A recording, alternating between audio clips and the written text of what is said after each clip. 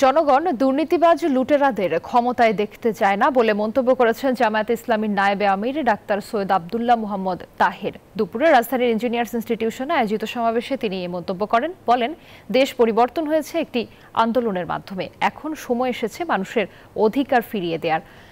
আগামীর বাংলাদেশে কেউ অনিরাপদ থাকবে না, সবার নিরাপত্তা নিশ্চিত করতে হবে।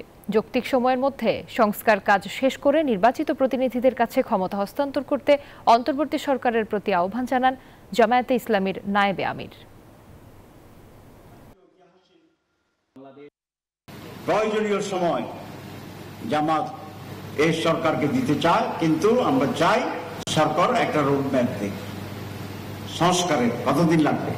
কেয়ারটেকার গভর্নমেন্টের প্রধান কাজই হচ্ছে নির্বাচিত সরকারের কাছে ক্ষমতা হস্তান্তর। ইটস এ ব্রিজ, এটা একটা ব্রিজ।